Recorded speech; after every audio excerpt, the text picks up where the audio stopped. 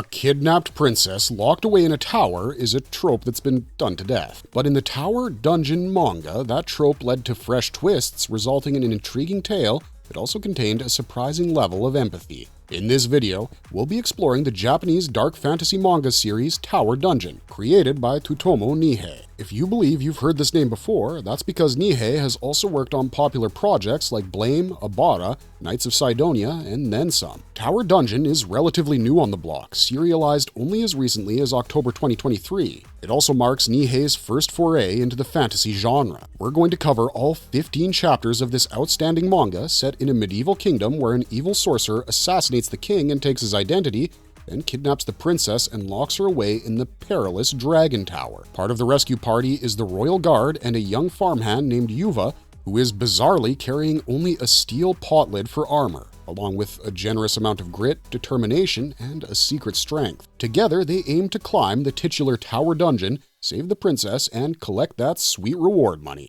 Tower Dungeon Manga Chapter 1. From the very beginning, author Tsutomu Nihei plunges us into tragedy with Princess Ignelia losing her father to the big bad of the series. The gruesome manner in which the villain assimilates the king evokes Nihei's signature surrealism and penchant for dark storytelling. Chapter 1, titled Renowned Thrower of Feed, gives off some fascinating Elden Ring vibes by way of artistic style and language structure. We read the manga in English, so we can't exactly attest to any Japanese lingo nuances. The reading layout was from left to right, but this took little away from the overall wonder that awaited us. This chapter also introduces the manga's protagonist, Juuva. The young farmhand is a grounded fellow, but not so much that he isn't eager for more in life. An opportunity arrives when the kingdom's royal guard put out a for-hire notice to get able-bodied conscripts from nearby villages to shore up their ranks, failing which that village will have to pay 500 kilograms of grain as tax. You're probably asking yourself the same question we did. Why do official guards need civilian support? You see, the Tower Dungeon in this manga was once magically transformed. It also boasts 100 floors, each with its own deadly dangers, including traps, monsters, and even dragons.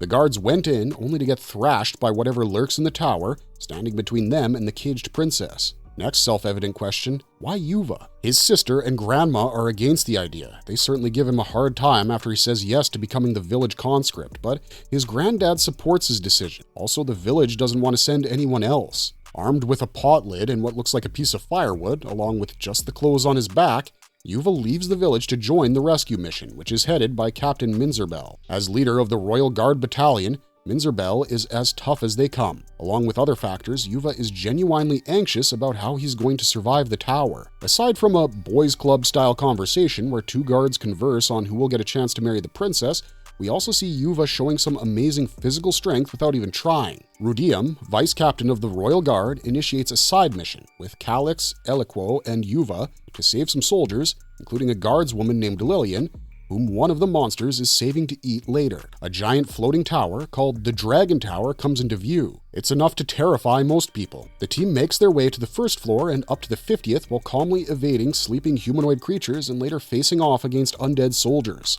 On the 20th floor, they go up against an intimidating armored gate man carrying a shield and mace. But their real nemesis waits on floor 50, the giant Chimus insect. This battle is stunning in detail and design. Juuva executes an unexpected and unforgettable hero move, hears from a boss who speaks through the mucus monster they just killed, and with that, we're off to Chapter 2. Tower Dungeon Manga Chapter 2. Joining Captain Minzerbell and the team in Chapter 2, titled The Half-Dragon and the Fire Mage, are side characters like Beizen and Fanio, both guards. Juuva is soon taken on the next attempt to climb the Dragon Tower, this time to definitively rescue Princess Ignelia, whom the villain says is waiting on the 100th floor. He promises to accept a tiny sphere dropped by the giant Chimus insect in exchange. Captain Minzerbell simply wants to rescue the girl with whom she has a deep family bond. More on this soon. Before long, Juuva's incredible strength reveals itself, taking the others by shock and surprise. A giant, black, fire-breathing dragon besets them on floor 80. They have to get past it if they're to access the flight of stairs going up. The promise of treasure eggs them on. The soldiers already found some and are eager to make their perilous climb worthwhile. After some time, Lillian observes Vice Captain Rudium showing special attention to Juuva. When the training gets rough, she unleashes some fiery mage spellcasting that leaves Juuva unconscious. Later, after some curative mushrooms are used on the boy, Rudium explains the state of things to Juuva. It doesn't change the fact that Lillian doesn't like the farmhand. She often calls him a country bumpkin and doesn't want him on the team. Soon they spot something in the distance. The late king's royal parliament, made up of insectoid politicians, have sent their chancellor. He comes to inform Captain Minzerbell that her battalion is being withdrawn and cites chaos and disorder running rampant in the kingdoms. He also mentions how the former king was a Draco metamorph and that Minzerbell is, in truth, the late king's younger sister, curiouser and curiouser. The buggy parliamentarian wants her to stake her claim to the throne before some noble, also with Draco blood flowing through their veins, begs the succession. They've also apparently made a kingdom-wide proclamation calling for anyone who's willing to help save the princess who has been kidnapped by a necromancer, a thrilling revelation about the villain there. They go on to tell the people that anyone who saves the princess will also earn her hand in marriage and be crowned the next king, in accordance with law. The soldiers, as well as Juuva, harbor misgivings. They're frustrated and wish they could do more to help the princess. Rudeum soon takes a proposal to Minzerbell and she welcomes it even though she is undressed and about to go to bed. Minzerbell inducts Juuva into the 7th Squad of the Royal Battalion. A great honor, although it terrifies him. He's given new armor and a sword worthy of a knight. One of the higher ranks overhears this and makes key observations, like how Lillian is a Barbados whose powers have yet to be fully understood, how the marksman Eloquo is the best of his kind, and how Juuva's show of strength versus the monster on floor 50 is captivating. After gaining permission, the 3 soldiers see Her Highness Minzerbell off. Once she sets sail, they set off to execute Rudium's strategy and hopefully save Princess Ignelia. Oh, and Rudeum has been called back too. With that, Chapter 2 comes to a close, and Chapter 3 is already shaping up to be an interesting read. Tower Dungeon Manga, Chapter 3. Titled Squad Leader Eloquo's Woes, Chapter 3 opens up with the trio, Eloquo, Lillian, and Juuva, trying to find a way around 2 dangerous gatemen. Lillian's decision to use a magic accumulator doesn't sit well with Eloquo. The pressure to succeed gets to him, and he reminds Lillian who's boss, that she should do as he says and save her magic for a bigger threat. As they make their way to floor 14, Eloquo tells them a little something about the reference pillars scattered throughout the Dragon Tower. Measurements are soon discussed, and the team finally realizes just how gigantic the tower really is. They struggle to find a staircase leading to the next floor. Soon, Lillian affirms they're going around in circles. Soft verbal tiffs between Lillian and Juuva keep their interest up. They soon try to figure out what the deal with the ball is. The necromancer seems to want it badly enough that he's willing to exchange the princess for it. The team isn't naive, they're ready to fight if the necromancer doesn't keep his word. With Eloquo mapping the floor as they walk it, the trio gradually makes progress. Meanwhile, a watcher spies their every move. Short on supplies and confidence, the team takes a breather to see if battling the 2 gatemen from earlier wouldn't be the better choice. When Juuva stumbles and falls into a side chamber that contains both the sought-after staircase and plenty of water, the trio count themselves enormously lucky. But before they can freshen up and prepare for the next stage of their mission, a giant snake jellyfish creature with limbs raises its featureless head from the stream. They do the smart thing and hide, but they can't sustain that for long. Blaze, brand, bake, boil, burn. No, I haven't cracked my noggin, that's just Lillian casting her signature fire spell. She annihilates the beast and the team rests, mainly so Lillian can replenish her powers. After a while, she quietly wakes Juuva up and points him to the ceiling, where a strange Spider-Man entity is crawling its way towards them. With Chapter 3 ending on this creepy cliffhanger, we're off to number 4. Tower Dungeon Manga, Chapter 4. In Chapter 4, titled Lured In by the Fragrance, we see Eloquo return to the room. He finds the spider-human monster on the ceiling and a terrified Lillian and Juuva on the floor. The creature steals their bag, goading the team to go retrieve it. From the cure-all mushrooms in Lillian's magic capacitor to the treasured ball that has to be exchanged for the princess, that bag now contains their fate. Lillian's earring is capable of tracking the capacitor, but not at far range, so the team decides it's now or never and goes after the spider thief. Though Eloquo comments on the potential of using small shortcuts like the hold corridor they're in, Lillian asks him again why he's been acting strange since the mission started. Eloquo lies, of course. We can't figure out what he's hiding. An awkward moment in the cramped corridor involves Lillian's backside meeting Juuva's face. Before long, Juuva gets lucky again and stumbles into a new area. They find their thief, who's revealed to be a spider creature mother cooking something for her insectoid kids. A new alliance is formed and bridges are built with the family as they learn they're ruin dwellers. She offers them a trove of treasure in exchange for the salt she took from their bag and asks her son to show them the way out. They arrive at an impressive spiral stairwell which goes all the way up to floor 80. Juuva and team realize they've made an unbelievable discovery because the stairs actually connect all the floors in the Dragon Tower. Confident they can pick up where they left off, the team heads back outside, only to find their fort looking rather different, including its new roof. The parliamentary guard are there, and they want to conduct an inspection of Eloquo and his team. They also recognize one of the soldiers. She overheard Rudium's strategy in Chapter 2 and gave them permission to proceed. This high-ranking guard doesn't hesitate to claim the contents of Juuva's bag, citing property of the crown. Now, these new guards are a motley mix of humans and humanoids. The one accosting them is none other than Lillian's senior at the academy, a humanoid feline, aka Nihei, named Garamna. They're off to a bullishly bad start. Butting heads with Garamna and Lillian losing her calm make for a volatile mix. The group later settles in their allotted room, which isn't much, but it's manageable. The fort has practically been remodeled and seems to be getting ready to receive more people. The trio head out to grab a bite to eat. Once they're at the inn, Juuva is pleasantly surprised to find his sister, Hanapa, working as a waitress there. She says that many villagers have come over to help. Now, a large gang comprising the Hammer Buns from the Excavators Alliance are staring daggers at the group. That's because the trio is actually competition for anyone and everyone looking to rescue the princess and claim the royal crown. Heart-shattering tragedy strikes near the end of the chapter. We see Juuva's sister, Hanapa, in the cellar, being brought to death's door by a mysterious entity intent on devouring her. Tower Dungeon Manga Chapter 5. In this chapter, titled Marquez Draco Metamorph, we get plenty of food for thought about where the plot and its characters are headed. Juuva's sister, Hanapa, is almost going to be eaten by none other than the titular Marquez, and she has no clue how to escape the situation. A surprising rescue by the feline Nihei, Garamna, sets match to fuse, and a face-off ensues right there in the cellar. Hanapa is safe, but for how long? As Garamna tackles the far superior Marquez, Juuva, Lillian, and Eloquo come to know what's happening and rush to help. They join forces and take on the Draco Metamorph together. Karash's comment about knowing each of their scents is creepy and discomforting in the extreme. He crashes through a wall and escapes. Spreading his draconian wings, he takes to the air, although he is spotted by Parliament Chancellor Miligoa, who seems to be feared even by the likes of him. Karash's terrible reputation as a people-eater precedes him. The way he's been using his privilege to escape prison, or worse, makes him both unpredictable and despicable. Someone as sick as him is now after the throne, for which he has to successfully rescue the princess. All this adds to the suspense of what he's going to bring to the Tower Dungeon manga. Garamna comes over to Juuva and the team and explains how she too is from Tarvomia, the place Marquez calls home. She knows his ways and advises Juuva to not send his sister back to the village. The Draco Metamorph has their sense, after all. In yet another surprising turn, Garamna pledges her protection to Hanapa and encourages Juuva to return to the mission of rescuing Princess Ignelia. The next day, Juuva's ball, which he looted from the giant Chimus insect, glows blue. By then, more people have arrived at the fort and are preparing to enter the tower. Eloquo assures the team that their secret spiral staircase that they discovered earlier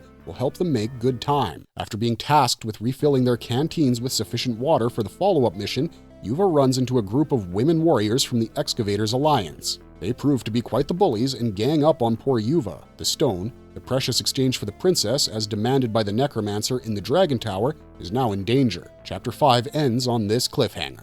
Tower Dungeon Manga Chapter 6. The royal family's secret treasure is the name of Chapter 6. It opens with Juuva returning to the team, himself and the ball both in one piece. Suspicions abound as the trio heads back inside the Dragon Tower. They're worried about the consequences of the Hammer Buns and anyone else knowing about the ball, which Juuva has hung around his neck for safekeeping. In truth, everyone's actually after the royal family's secret treasure. They've assumed that Juuva and team have gotten to it first. The Tower Dungeon is certainly full of treasury surprises after all. As they're leaving, Juuva, Lillian, and Eloquo run into Hanapa. Juuva's sister shows them a black iron scale insignia. Garamna soon states that the girl is her assistant now. Thoughts about the competition soon flood Lillian's mind, and she wants nothing more than to beat them all to the prize. Silly ideas like allying with other dungeon raiders are rebuffed and the trio are off. But not before they catch sight of another newcomer. As resplendent as she is enigmatic, Princess Ioia,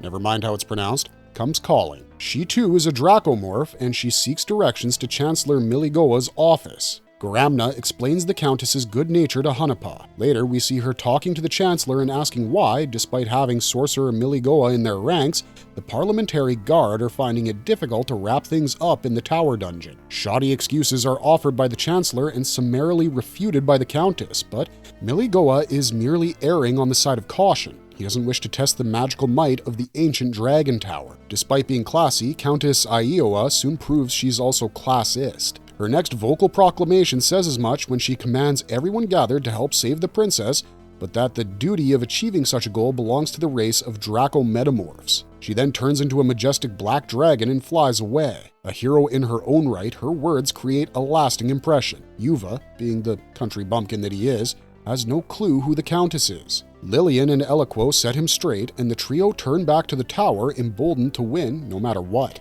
Shockingly enough, the Countess meets her end as soon as she flies into a large group of powerful Draco metamorphs who seem to be after the same thing, the princess and, by extension, the crown. Perhaps they call it the Dragon Tower for a reason, and those are actual dragon guards. We don't know yet. Watching the murder unfold from the adjacent woods is none other than Marquez, who sadistically notes that flying in from above is no longer a viable option. He then gorges on a frog for breakfast. Juuva, Lillian, and Eloquo believe the Countess will be alright in time. They're understandably too far to have seen her fatal landing. Climbing the spiral stairs, the trio find themselves at a broken section, one that they cannot cross or leap over. Eloquo, however, has been a busy man. In his possession are vital notes which he received from some scholars. He shares this information with the other two. The meaning behind the numbers beneath each floor marker soon become clear. They're apparently coordinates. Eloquo also has some nifty blueprint diagrams and is sure they can help the team make their way to the top. As they attempt to do just that, they run into an undead soldier whom they quickly dispatch with an arrow. By the time they realize they've walked into a trap, it's too late. A flurry of arrows falls upon them. Lillian is injured,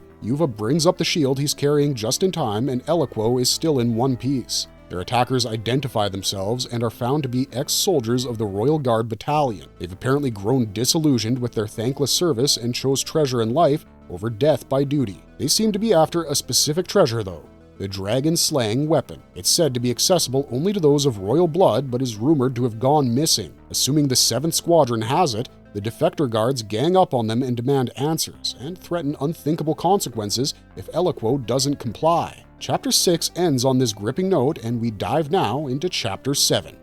Tower Dungeon Manga, Chapter 7. We seem to be heading into some crazy good storytelling in Chapter 7, titled Juuva, Renowned Thrower of Salt. The idiot guards who beset Juuva and team take one look at Lillian's magic capacitor and assume it's the legendary dragon-slaying weapon. Suddenly, Eloquo turns righteous and starts lecturing the defectors on how they've become a shameful bunch of bottom-feeding thieves. With Eloquo and Lillian strung up and at the mercy of the disgraceful guards, none of them have realized that Juuva is still hanging about, quite literally. He climbs the side of a trench in which he'd been hiding and faces the greedy men. Juuva's reputation as the thrower of salt has apparently spread upwards because the guards are wary of him. He hasn't perished yet, which makes them wonder if he's become an undead. They try to shoot him down, but his steel hat narrowly protects him. Then, something happens that truly terrifies the ex-guards of the Royal Battalion. Lillian speaks spells and causes the earrings they'd stolen from her to explode. The blast takes down 2 of the guards who were carrying the jewelry. Barely having survived an arrow to the head, Juuva is soon faced with the last guard standing. If you're guessing what we're guessing, then you're on the right page. Juuva calls upon his super strength and rugby tackles the guard into one of the walls. A crossbow wielder rises from among Lillian's ignition blast victims and shoots at Juuva. The bolt hits him in the shoulder and seriously injures the sturdy farmhand. Poetic justice manifests as Juuva pulls a move that would have made John Wick proud. He later unties his friends and they unwittingly forge a bond as strong as dragonfire, thus ending Chapter 7 and leading us deeper into the tale of the Tower Dungeon. Even though this is one of the shortest chapters in the manga so far, we couldn't help but be drawn into the moment and feel afraid for Juuva, Eloquo, and Lillian. Onwards to Chapter 8. Tower Dungeon Manga, Chapter 8. Naming this chapter The Secret Spiral Staircase is already giving us goosebumps. We're now wondering if the stairs are a character in their own right and what horrors our beloved 7th Squadron will face while climbing it. Now, we come to know that Eloquo is actually in possession of the dragon-slaying weapon. He had the real deal on him all along and was hoping to tell the others once they reached the 80th floor. He shares a noble reason for lying to them. Eloquo repeats what the traitorous guards themselves had assumed, that Captain Minzerbell took the weapon in the hopes of saving it for an emergency rescue of the princess, her younger sister. But she'd have been court-martialed for doing this without first getting official permission, so Eloquo took it to ensure Minzerbell's safety. Juuva, Lillian, and Eloquo plan to head back to the fort and return to try the tower again, but Lillian stops that idea dead in its tracks. She asks for her case. Juuva presents her with a small jewelry box that contains, well, her magical tracker earrings. She drills some sense into the boys in classic Hermione Granger style, telling how the traitor guards said they were employed by someone to delve the tower and that they might continue to be a thorn in their backside if the 7th Squadron keeps delaying its own progress. This makes serious sense because it means the ex-guards are acting against the princess and Captain Minzerbell. Lillian is fired up and ready to go, but not before expressing her justifiable distaste with how Eloquo kept her in the dark. She says as much to him and demands his trust going forward. Their earlier detour finally brings them back on track thanks to Eloquo's maps. The spiral staircase beckons once more and the trio is off to the next floor, but they spot a plank bridge over the chasm they couldn't cross earlier. Realization dawns that someone other than them has found this place. Their secret staircase is not so secret anymore. As they head on up, they discover freshly attacked undead bodies. Someone has definitely come this way. They soon see who dares the stairs. It's a pair of men holding a severely injured woman between them. Their request for a cure-all is met with an offering of water instead from Juuva. He's aware that his team has run out of healing mushrooms. Learning that another team was here before they were, Juuva and his friends aren't too hopeful about reaching the princess in time, but they pin their confidence on the black half-dragon that's still alive on the 80th floor. They resume their mission in earnest. Before long, a strange ovular creature called a mimic bars the way. Judging by the blood seeping from its lips and a sliced human leg nearby, they know it recently fed on someone. It was one of the companions from the team whom they just helped. Sympathy gives way to rigor, and they make it to the 59th floor, only there's no more staircase left to climb. Dejected that they can't easily get to the 80th floor now, the 7th Squadron is compelled to take another risky detour. After a while, the team runs into the Excavators Alliance, but none of them are moving. They all seem to have turned to stone. In a twist we barely saw coming, a giant basilisk makes its presence known. Soon, our intrepid farmhand Juuva has been turned into stone. Eloquo and Lillian act fast. They aim to blind the basilisk without directly looking into its eyes. The monster has evolved clever camouflage to make it seem like it has multiple eyes, but Eloquo knows where to aim, as he himself says. When the basilisk gives chase, they make a run for it. Forming a hasty plan, one built on mutual trust, they get to work. With Lillian as bait, Eloquo goes around and aims not for the monster's eyes, but for its breathing orifice. Hanging Lillian's explosive earrings to one of his arrows, he sends it flying. Lillian casts her spell and blasts the basilisk's head from within. With the creature dead, everyone who is turned to stone returns to their original selves. But where is Juuva? The farmhand seems to be stuck in an unenviable, or not, depending on who's reading, position involving one of the alluring Hammerbun girls. Now, something seems to be off, and we're not talking about Juuva and the girl. It seems the basilisk isn't entirely dead. The curtain closes on Chapter 8, making us thirst for whatever the next chapter has in store for us. Tower Dungeon Manga, Chapter 9. The next entry is titled Lillisen's Wonderful Smell. No, we didn't get her name wrong.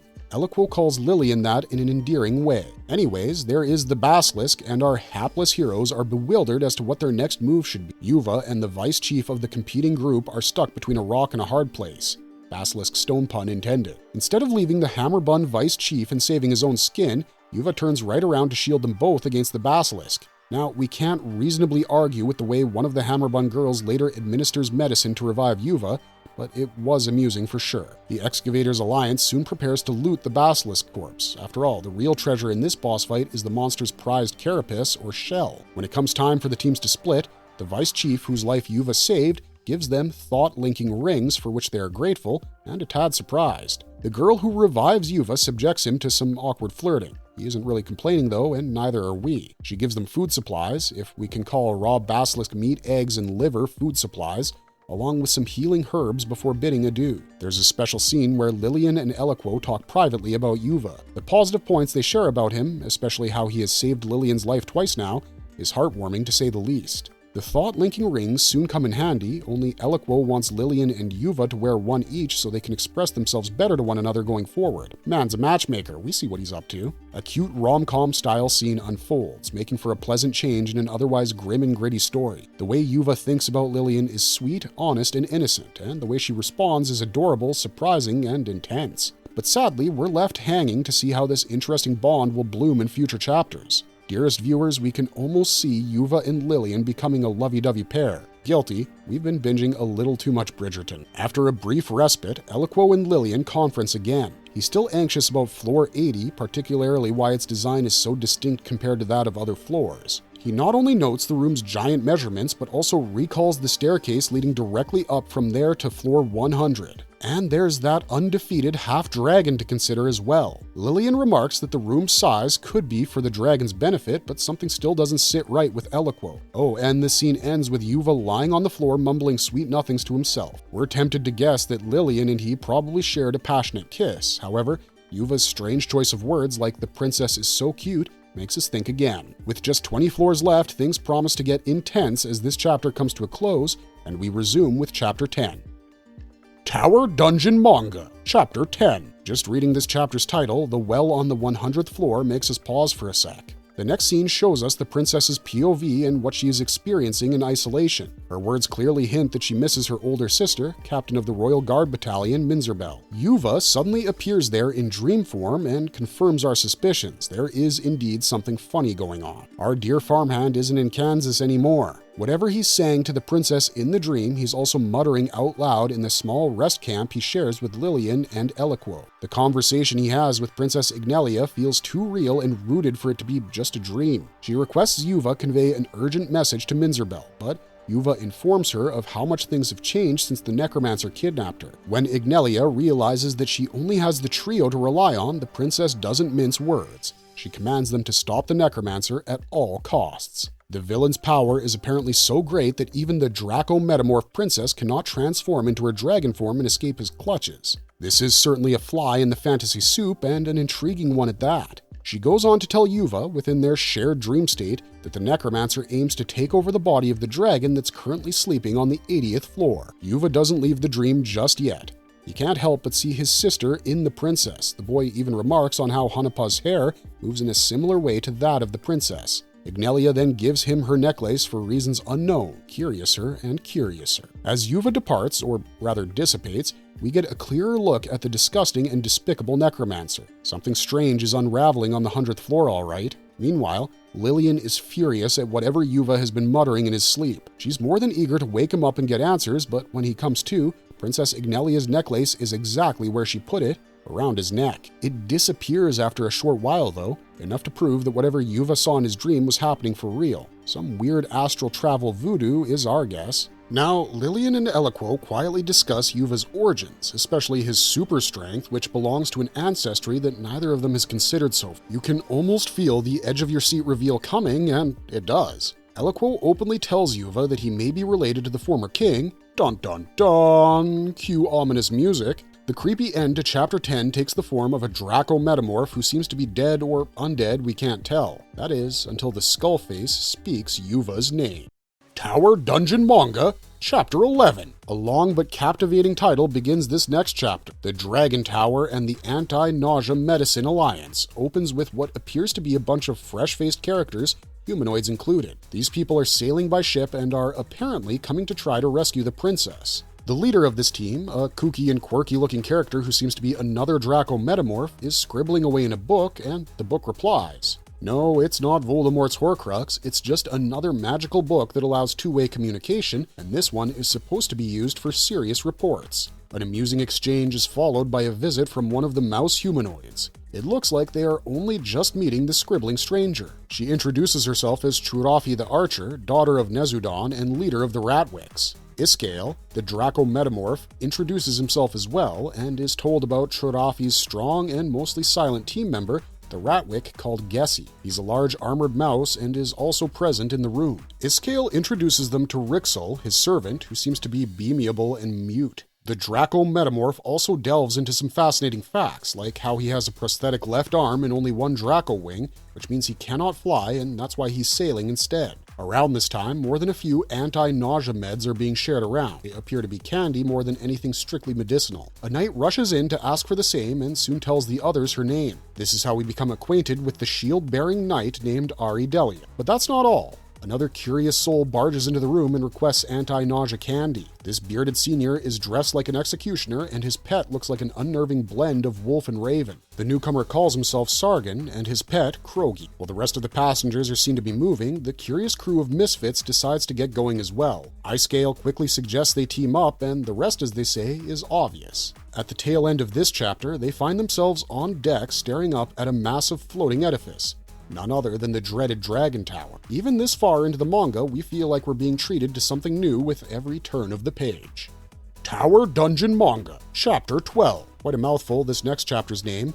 The vow of the royal family bearing gargantuan shadows. But that only whets our manga appetite about where this criminally underrated dark fantasy is taking us. Remember that diary in which Iskale was chatting with some unknown person? This chapter reveals their identity, none other than Captain Minzerbell herself, who is currently playing her very own Game of Thrones in the kingdom's capital. Another revelation comes to light in this pivotal scene. Apparently, Minzerbell didn't tell Vice Captain Rudiam and his colleague Calix about sending Eloquo, Lillian, and Juuva into the Dragon Tower. They come to know from another source and ask her about it, courteously of course. The honor of the entire Royal Guard battalion now rests on 3 rookies after. A sweet and sentimental surprise unfolds as Minzerbell reacts in an unexpected fashion, choosing compassion over confrontation. She finds this the ideal moment to tell Rudiam and Calix about the age-old vow made by the late king, the currently caged princess. This scene puts paid to the core motive and plotline in this brilliant manga. We've been scratching our heads wondering after the whats and whys behind the fuss to rescue the Draco metamorph princess.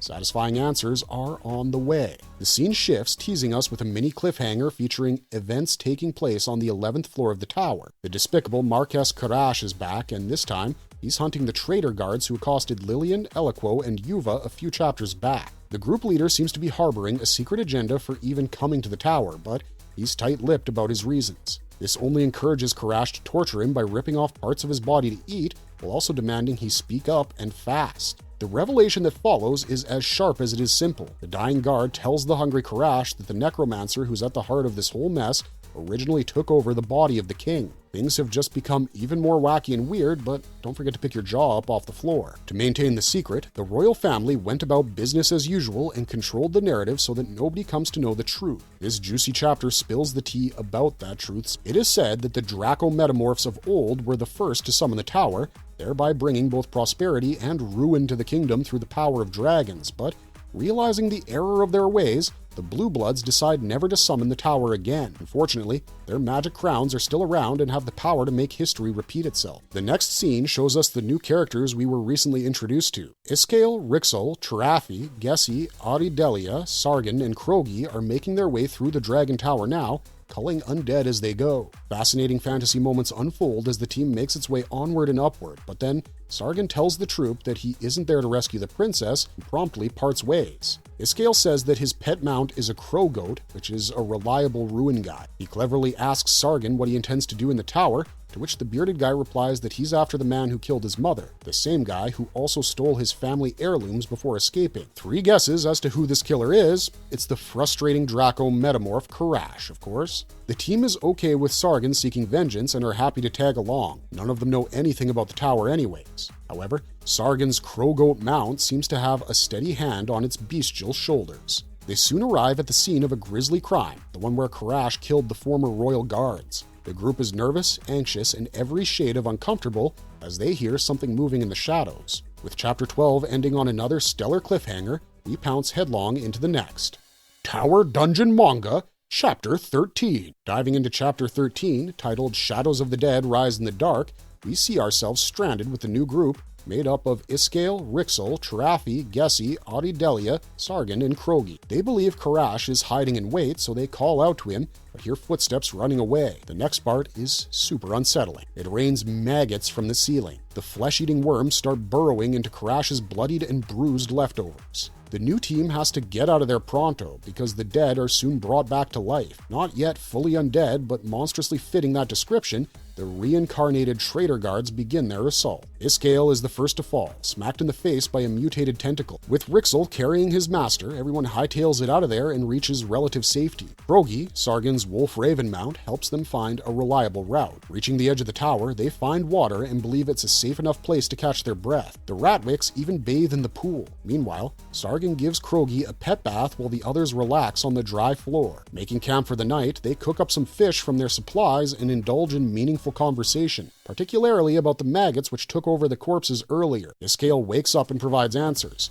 The worms are apparently necromancer larvae. If that wasn't eerie enough, the worms are said to take over dead bodies and produce more than 1,000 larvae in a single day. During this time, they slowly transform the corpse into an undead soldier, aka a necromite, which then serves the will of the necromancer. Another promising reveal is that the royal family almost hunted the necromancers to extinction back in the day. Turafi assumes that's probably why the necromancer in the tower kidnapped Princess Ignalia in the first place after taking over the late king's dead body. Iskael is soon full of knowledgeable surprises. He does look like a scholarly Draco metamorph after all, which is soon revealed to be the case. The team goes to sleep for the night. Turafi, however, can't catch a wink. She wakes up to find Delia quietly taking a dip in the pool. Now, Delia seems to be up to something nasty. A serpent-like creature in one hand spits out a bunch of necromancer larvae into the other, and Delia promptly swallows the worms. Turafi is gobsmacked seeing this unfold.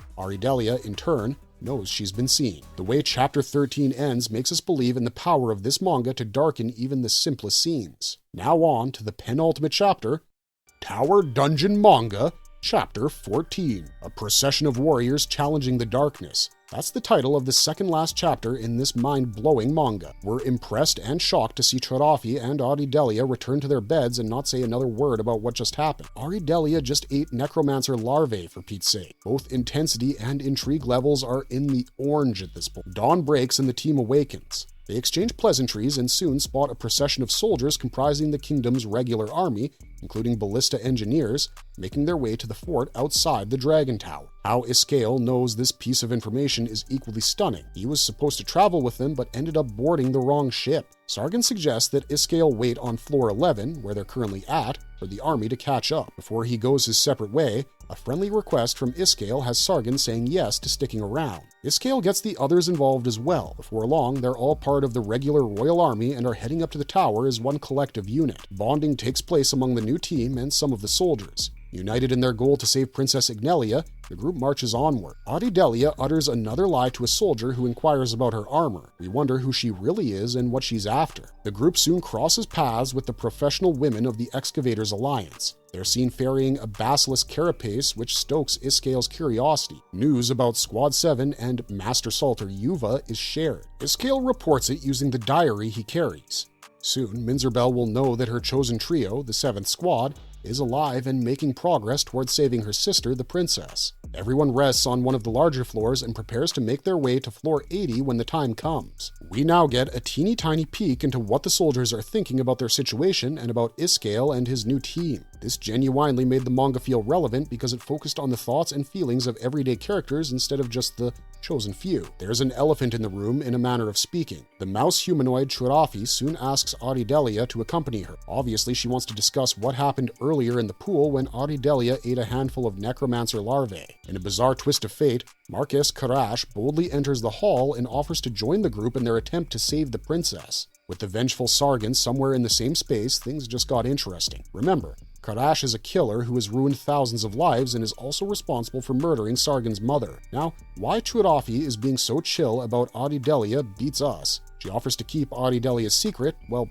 secret. But what Delia did was far from normal. It was extremely suspicious, so what gives? We finally learn that Turafi has hilariously poor nocturnal vision. She assumed that the creature posing as Delia was holding her male member, precisely what it sounds like, back in the pool, and not her birth tube, which is what it actually was. In the dark and in the water, Turafi believes she was seeing Delia for the man she really was and is okay with helping him maintain the lie, and oh, what a lie. Gessie overhears the exchange but is none the wiser for it. This moment holds intense promise that something terrible is going to happen if or when Delia's lie eventually unravels. When they return to the hall, they find that every soldier has turned to stone. Shock takes wing as they discover more basilisks have arrived. Sargon commands the others to not look directly into the creature's eyes. He executes a speedy distraction with Krogi before swiftly guiding the others out of the hall, thus ending Chapter 14 on a close call cliffhanger.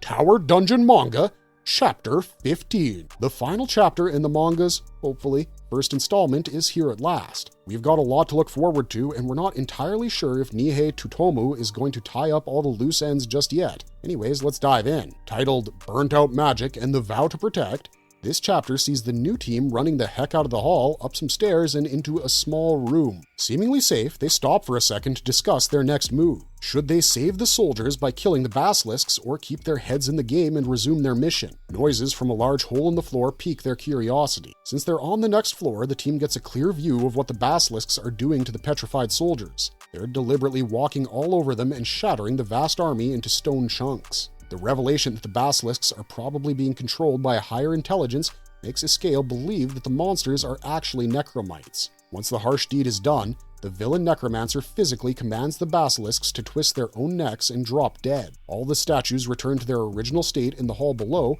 only to leave behind a mess of flesh and blood. There is literally murder on the dance floor. The necromancer larvae take that as their cue to get to work on the torn corpses, patching them back together and further strengthening the necromancer with a fresh, a manner of speaking, set of undead. They didn't forget the basilisks either. Sad how not even one ballista was assembled or fired before the whole regular army was defeated. A guilt-ridden Iscale leads the others away from the place. Too late, they've been spotted. A thrilling chase ensues as undead basilisks and corpse soldiers hunt the team through the Dragon Tower. Iscale transforms into a flightless draconian and saves Gessi the Ratwick when he turns to stone and can no longer leg it. They keep running for their lives because that's all they can do now against the necromancer's newest recruits. Sargon and Krogi stop atop a thin bridge. He looks like he's about to execute a Gandalf vs. Balrog "you shall not pass" move. The fire mage unleashes his magical reserves and ignites the first basilisk that attempts to cross. Just when we think he's a goner, Sargon rides Krogi back to the team after successfully blowing up the bridge. Sargon unleashed a highly specialized spell, one that Iscale learns cannot be used again. All his mana, accumulated over several years,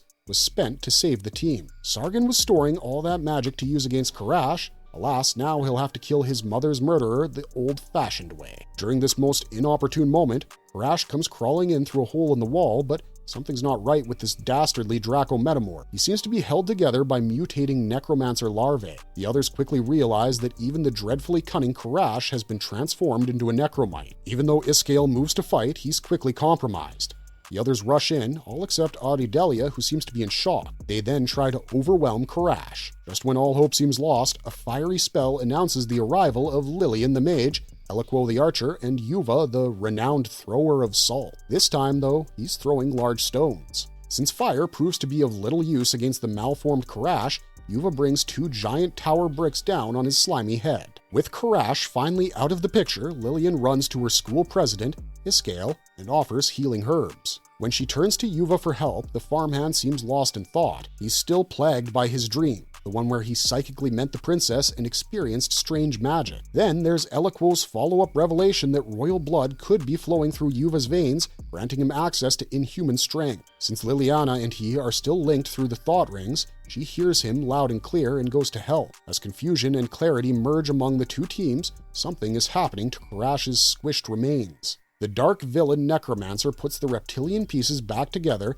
and addresses the others through the misshapen mess of bloody bits that was once Karash. The necromancer starts by recognizing Juuva as the one who stole the stone from the giant Chimus insect and the one who projected his thoughts to Princess Ignelia through a dream. The exchange was supposed to take place on the 100th floor, but the rules of engagement suddenly shift when the necromancer transforms Karash's bloody corpse into a huge black dragon. Just when our intrepid heroes brandish their weapons and rush to meet their fate, we seem to meet the end of the story. That's right, chapter 15 is over and it's left us with the mother of all cliffhangers. If you're not Googling for news on whether Nihei Tsutomu has the next installment of this manga series lined up as much as we are, then you might just be a necromite. Sorry you had to find out this way.